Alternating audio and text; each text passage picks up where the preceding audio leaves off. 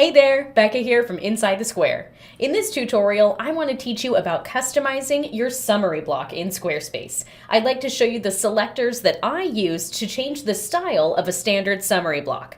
Now, these selectors will work with any type of collection page.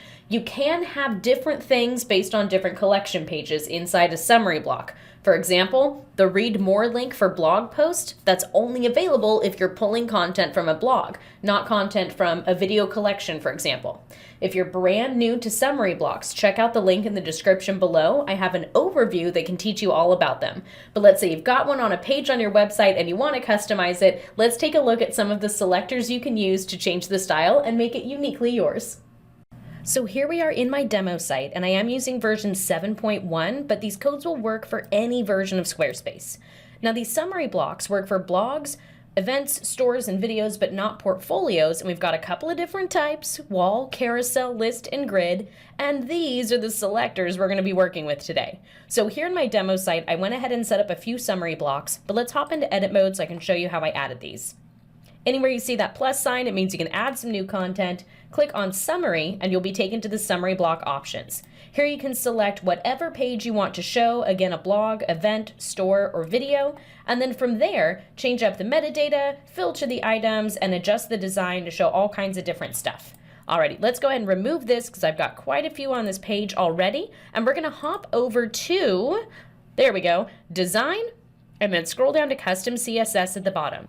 Now let's take a look at each one of these selectors. So summary block wrapper is the whole shebang. I'll type that in there, and let's just say border, how about 5px solid red. Now it's gonna add a red border to every single summary block that's on this page. Pretty cool, right? Awesome. We can also add, let's say, a background color if you want to. Instead of a border, let's say background, how about linear, gradient, pink, and blue. There we go. Now we have a gradient background for each one of our summary blocks that starts pink and fades into a blue. Lots of fun options there. Now let's say you want to change the text weight, font weight I should say, of every type of text inside a summary block. We can do that too. Let's just add the little asterisk to say all of the text that this could be applied to. And we can say font weight bolder, exclamation point important. And now all of the text in every single summary block is going to be bold. Even the metadata underneath this video here, and scrolling up, even the number for the event right there. Pretty cool. All right, let's keep going. Individual items, the summary item itself. I'm going to go ahead and just type summary item. And again, we'll start with the border so we can see what it does. We'll do 5px solid purple. There we go. And now we have a border around every single summary item. You'll notice here that this border of 5px, it kind of gets cut off a bit in the carousel because the carousel stretches out to the side, and we just put 10 pixels of extra content in there. So be a little careful when you're editing those items. Now scrolling down here, you'll see that also the images for products don't quite stretch to the bottom of there. We've got some extra padding, so be careful when using a border for this one. I like to use this to create things like a box shadow or isolate it for a hover effect. That's a pretty good use of the individual summary item itself. Now the summary thumbnail is different. It's just the image. So let's go and replace summary item with summary thumbnail. And now you'll see we've got that border going around all of it.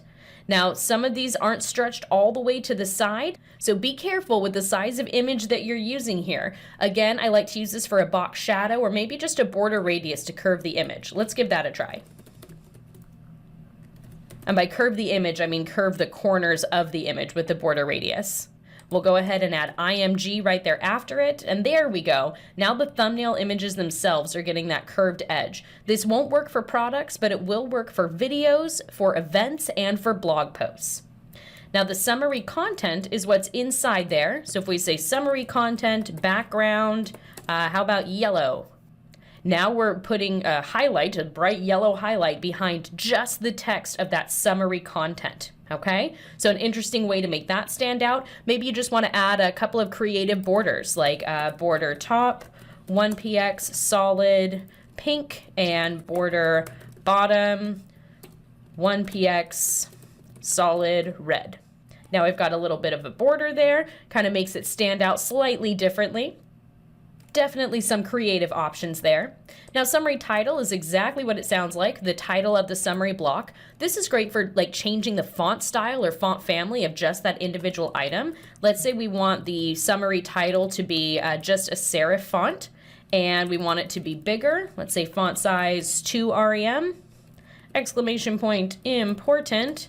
Make sure our code is picked up. There we go. Now just the title is going to have that different style of font, and it'll be a different size. You can also change the color here. Maybe we want that to be purple, or I know, how about my favorite shade of teal? We'll say 50BDB8, and again, we're going to add important, so our code is picked over any code it might see, and there we go. So we've got a cool looking title using that code. How about we give the excerpt something different as well? Let's go ahead and add a new line, and here we can say background. We'll do one of my lightest shades of blue that I enjoy. And there we go. We have a background for just the excerpt, but the title is still separately styled. Lots of interesting options there. Now scrolling back up here, we've got two more. The metadata, let's scroll down. If we want our metadata to be different, like maybe we want it to be all uppercase, let's go ahead and say summary metadata, text transform, uppercase, exclamation point important, and I almost forgot, we've got to add the little asterisk that says any text you see inside this summary metadata container, I want you to apply this. All right, let's give it some letter spacing too. I love this look. Letter spacing 0.2 rem. We'll space it out a little bit. There we go. Now we don't have metadata for our products, but we do have it for our event, and we do have it for our video grid summary. You can see that date right there. Another interesting way to make it stand out. Now scrolling back up, we've got one last one, the read more link. This is only available for the blog summary. You don't have a read more for events, for products, or for videos, just for blogs, okay? So let's make our read more link look like a button. Let's go ahead and give it a border of, how about 2px solid blue? There we go.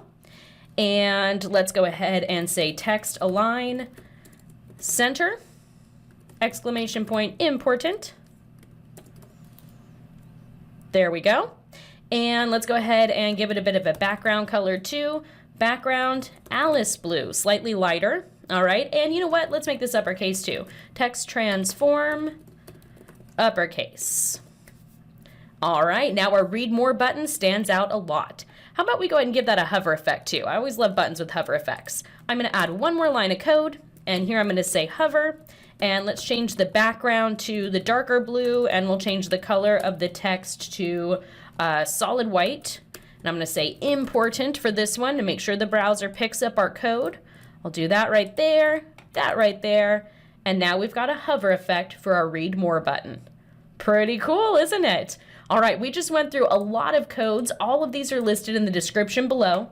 The summary block wrapper is the whole block. Summary item is the individual item with the image, the title, the excerpt, and any metadata or read more links if it's a blog.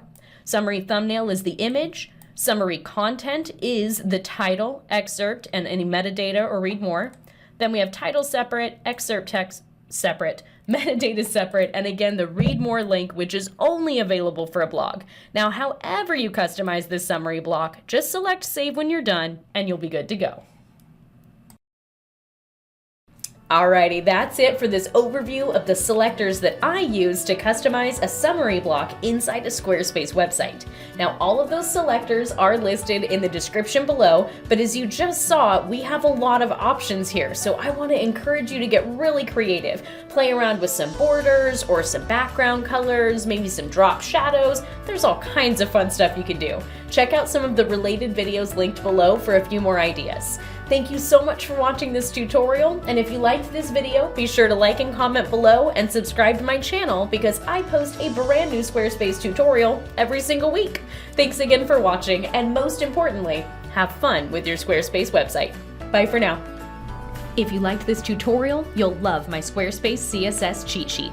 I took all of my pro tips and custom codes specifically for Squarespace and put them into one gigantic PDF. Available now at insidethesquare.co/CSS. That's insidethesquare.co/CSS.